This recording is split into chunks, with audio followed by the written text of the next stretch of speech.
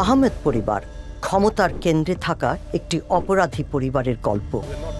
আমরা এখানে কোনো ছোটখাটো চোরের ব্যাপারে কথা বলছি না, অথবা কোনো ডাকাতের ব্যাপারে কথা বলছি না। আমরা কথা বলছি একটি সংঘবদ্ধ অপরাধ চক্রের ব্যাপারে। জুলকার নাইন শায়ের খান একজন রিসোর্সফুল সাংবাদিকের নাম, যিনি সাংবাদিকতা দিয়ে গণতন্ত্র এবং ন্যায় প্রতিষ্ঠার কাজ করে চলেছেন অক্লান্তভাবে। বাংলার মানুষের জীবনে নাভিশ্বাস তোলা আওয়ামী লীগ সরকারের আমলে যে গুটি কয়েক সাংবাদিক বড় বড় দুর্নীতি মাফিয়াতন্ত্রের বিরুদ্ধে সোচ্চার ছিলেন, তিনি তাদেরই একজন। সত্য প্রকাশ করতে গিয়ে তিনি কোনো বাধাকে পাত্তা দেননি। জুলকার নাইন শায়ের কারো কারো কাছে সামি নামেও পরিচিত। 1986 সালের অক্টোবর মাসে তার জন্ম। তার বাবা আব্দুল বাসেত খান একজন সেনা কর্মকর্তা। জানা যায় তিনি ছিলেন বাংলাদেশ সেনাবাহিনীর একজন লেফটেন্যান্ট কর্নেল। জুলকার নাইন শায়ের পড়াশোনা করেছেন কুমিল্লা ইস্পাহানি স্কুল অ্যান্ড কলেজে। তিনি একজন প্রাক্তন ক্যাডেটও বটে। তার বন্ধুমহলের অনেকেই নিরাপত্তা বাহিনীর উচ্চ পদে কর্মরত রয়েছেন।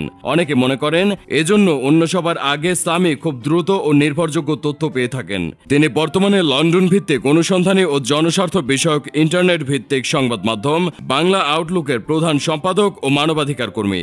সাবেক সেনাপ্রধান জেনারেল আজিজ আহমেদের দুর্নীতি এবং শেখ হাসিনার পৃষ্ঠপোষকতায় গড়ে ওঠা অপরাধ সাম্রাজ্য নিয়ে প্রতিবেদন প্রকাশ করে ব্যাপক সমালোচনায় আসেন এই সাংবাদিক।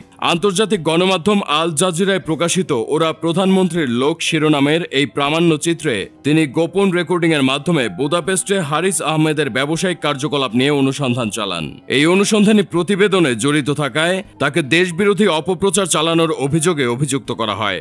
2020 সালে বাংলাদেশের সমালোচিত ডিজিটাল নিরাপত্তা আইনের আওতায় আসামি করে রমনা থানায় মামলা করে র্যাব।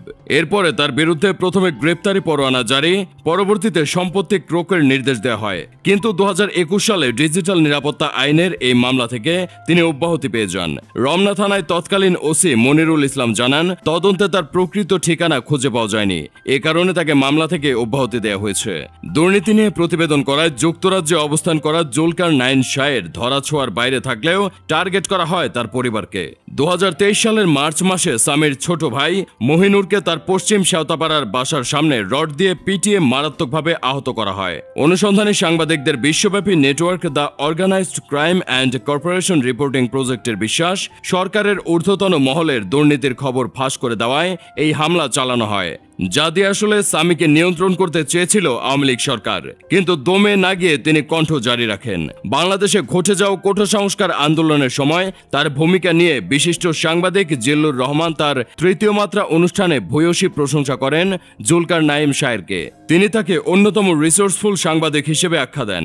এমনটি বলার কারণ, মূলধারার অনেক গণমাধ্যম যে সংবাদগুলো হালকার উপর নিজেদের দায় সারতে তৎপর, তখন ঘটনার ভেতরে গিয়ে আসল খবর বের করে আনেন তিনি। 2009 সালের 25 ও 26 ফেব্রুয়ারি ঢাকার পিলখানায় তৎকালীন বিডিআর বিদ্রোহ নিয়ে একাধিক গোপন তথ্য প্রকাশ করেন শায়ের। 2024 সালে বিএসইসির তৎকালীন চেয়ারম্যান শিবলি রুবায়ত উল ইসলামের $13 মিলিয়ন জালিয়াতির সঙ্গে যুক্ত অ্যাকাউন্ট থেকে অর্থপ্রাপ্তির অনুসন্ধানী প্রতিবেদন প্রকাশ করেন তিনি। মানবাধিকার প্রতিষ্ঠার লড়াইয়েও জুলকার নাইন সমানভাবে সোচ্চার। 2024 সালের 24 আগস্ট তিনি এক নাগরিক সংলাপে আড়ি পাতাকে আইনি কাঠামো ও জবাবদিহির আওতায় আনার পরামর্শ দেন, যেটাকে আওয়ামী লীগ সরকার ভালোভাবে নেয়নি। সাহসী সাংবাদিকতার জন্য জুলকার নাইন আওয়ামী লীগ সরকার ও তার দোসরদের কাছে নিন্দিত হলেও জনসাধারণের কাছে বহুলভাবে প্রশংসিত। ওরা প্রধানমন্ত্রীর লোক অনুসন্ধানী সাংবাদিকতার জন্য অ্যামনেস্টি মিডিয়া পুরস্কারের একটি বিভাগে তিনি ও তার তদন্ত টিম অনুসন্ধানী সাংবাদিকতার জন্য 2022 সালে বেস্ট হিউম্যান রাইটস জার্নালিজম বিভাগে অ্যামনেস্টি মিডিয়া পুরস্কার অর্জন করে। এই পুরস্কার প্রমাণ করে জুলকার নাইন শায়ের সত্যি একজন রিসোর্সফুল, দেশপ্রেমিক, হুইসেল ব্লোয়ার সাংবাদিক।